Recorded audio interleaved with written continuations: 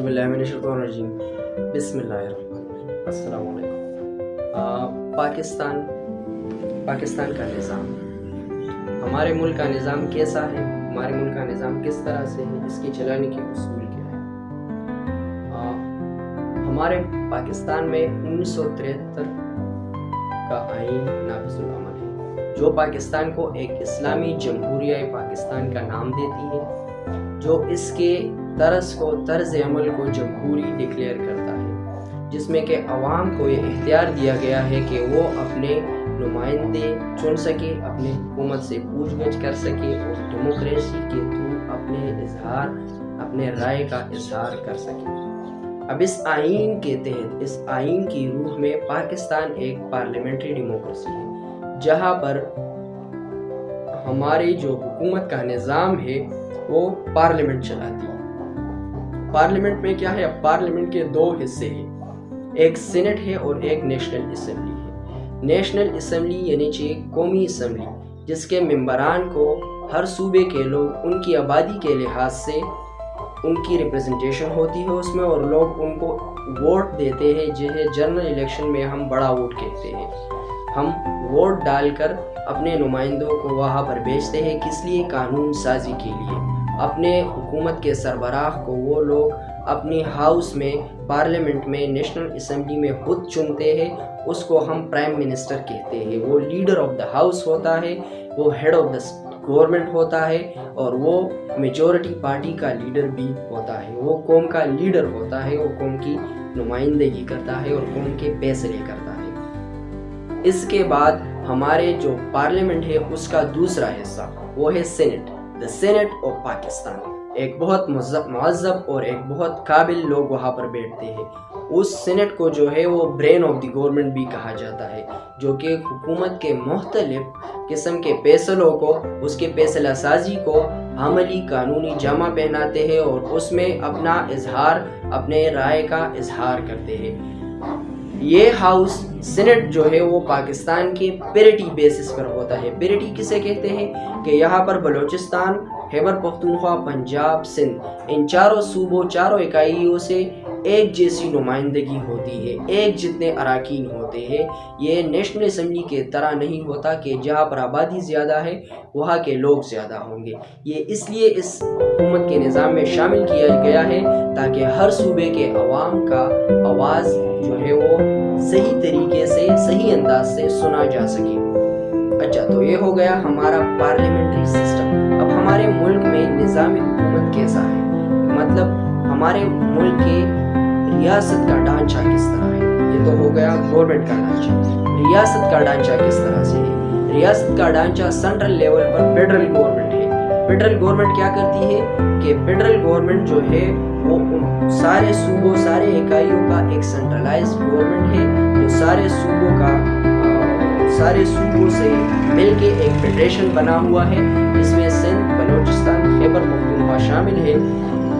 इन सारे सूबों के सेंट्रल गवर्नमेंट को फेडरल गवर्नमेंट कहते हैं। इस्लामाबाद कैपिटल टेरिटरी जो है वो हमारा दारुल इलाका है, उसमें हमारी फेडरल गवर्नमेंट, फेडरल हुकूमत मौजूद है, जो कि सूबाई हुकूमतों के एक सरबराह के तौर पर और एक यूनिटी के तौर पर, एक symbol of the unity, symbol of the federation जो है वो अपनी हुकूमत, अपने काम सर अंजाम देते हैं under certain rules, regulation and constitution. अच्छा, फिर हमारे सूबों में क्या है, हर सूबे का अपना खुद मुख्तार आज़ाद हुकूमत है, जिसे हम प्रोविंशियल गवर्नमेंट कहते हैं। अब प्रोविंशियल गवर्नमेंट में क्या है, प्रोविंशियल गवर्नमेंट की हर सूबे की एक क्या होती है, असेंबली होती है, जिसे हम सूबाई असेंबली कहते हैं, जिसके अराकीन को हम डायरेक्टली चुनते हैं, वोट करते हैं। वो फिर जाके उस सूबाई असेंबली में बैठ के अपने लिए लीडर चुनते हैं, लीडर ऑफ द हाउस चुनते हैं, लीडर ऑफ द गवर्नमेंट चुनते हैं, हेड ऑफ द गवर्नमेंट। वो कौन होता है? उसे हम चीफ मिनिस्टर कहते हैं, वजीर आला बराए सूबा कहते हैं, हमारे सूबे का वजीर आला कहते हैं उसे। वो अपने सूबे के अवाम की नुमाइंदगी, अपने सूबे के अवाम की लीडरशिप और उनकी रहनुमाई और उनकी तर्जुमानी करता है। फिर हर सूबे में इस तरह से गवर्नमेंट्स मौजूद है। आर्टिकल 140A 140 हमारे 1973 के आईन का आर्टिकल 140A ये हुकूमतों को इस बात का पाबंद बनाती है कि فیڈرل یعنی وفاقی حکومت نے جو طاقت، جو بجٹ، جو وسائل صوبائی حکومتوں کو دیے ہیں، صوبائی حکومتیں اس بات کا جو ہے وہ پابند ہے کہ وہ اس پاورز کو، ان بجٹس کو، ان وسائل کو لوکل عوامی حکومتوں تک ٹرانسفر کرے، عوامی حکومتوں تک منتقل کرے۔ اب یہ عوامی حکومت کیا ہے؟ اسے ہم بلدیاتی حکومت کہتے ہیں۔ بلدیاتی حکومت ہم ڈائریکٹلی اپنے نمائندے چنتے ہیں، اپنے محلے، گلی، اپنے یونین کونسل، نائبرہڈ کونسل، تحصیل کونسل اور اپنے جو ڈسٹرکٹ کونسل ہے ان کے نمائندے چنتے ہیں، ان کو ہم ڈائریکٹلی ووٹ کرتے ہیں۔ اس میں 7 طرح کی کیٹیگری ہوتی ہے، یوتھ ہوتا ہے، کسان ہوتی ہے اور بھی مختلف قسم کے اس میں 7 طرح کے ووٹنگ ہوتے ہیں جس میں ہم اپنے نمائندے چنتے ہیں۔ ان کے ذریعے قانون میں لکھا ہے کہ ان کے ذریعے گورنمنٹ حکومت کا 30% جو بجٹ ہے وہ لوکل گورنمنٹ چلائیں گی، وہ لوکل گورنمنٹ کے ذریعے خرچ ہوں گی۔ اب ہمارے ہاں مس کنسیپشن اس چیز میں کیا ہے؟ ہمارے جو سینیٹیشن ہے، ہمارے جو میونسپل کام ہے، جو گلی محلے پکے کرنا ہے، لائٹ لگانی ہے، نالا گندا صاف کرنا ہے، ہمارے بجلی کے کنیکشنز ہو گئے، ہمارے لوکل ڈسپیوٹ ریزولوشنز ہو گئے، ہمارے لوکل جتنے بھی کلچرل فیسٹیول ہے، ہمارے لوکل جتنے بھی کھیل کود کے میدان ہیں، ہمارے لوکل جتنے بھی ایجوکیشن سسٹم ہے، ٹیکسیشن کا نظام ہے، تاڑا کا نظام ہے، ہاسپٹلس ہے، وہ سب اس لوکل گورنمنٹ کے ذریعے چلانے کا جو ہے وہ قانون حکومت کو پابند کرتا ہے۔ حکومت ان کو پابند کرتا ہے۔ پھر ہماری جو صوبائی حکومت ہے وہ کیا کرتی ہے؟ صوبائی حکومت صوبائی جو ادارے ہیں ان کے قوانین بناتے ہیں، صوبے کے عوام کی نمائندگی کرتے ہوئے وفاق سے اپنا جو حصہ ہوتا ہے وہ لیتے ہیں اور صوبے وفاق میں اپنے صوبے کا جو ریپرزنٹیشن ہے اس کا خیال رکھتی ہے۔ پھر وہ کیا کرتے ہیں کہ آئین بناتے ہیں، قانون بناتے ہیں۔ جو وفاق جو آئین جو قانون بناتے ہیں، جو صوبے میں جو صوبے کے لیے جو قانون بناتے ہیں تو وہ اس صوبے کے اسمبلی میں آتا ہے۔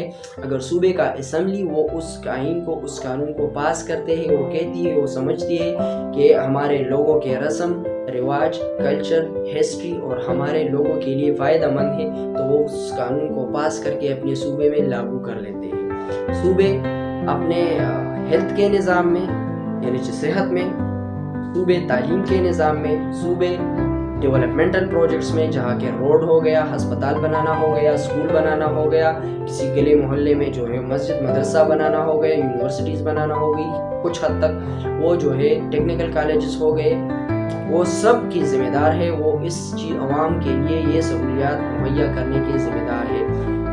کچھ اختیارات کچھ ادارے یعنی کہ بوجھ ہو گیا، یعنی کہ وابڈہ بجلی ہو گئی، یعنی کہ یونیورسٹیز AGC ہائر ایجوکیشن ہو گیا، وہ سب جو ہے وفاق کے زیر اثر، وفاق کے وفاق کے اداروں کے نظام کے نیچے اپنا حکومت چلاتے ہیں۔ پھر جب ہم فیڈرل گورنمنٹ میں نیشنل اسمبلی میں اپنے عوامی نمائندے بھیجتے ہیں تو ان کا کیا ہوتا ہے؟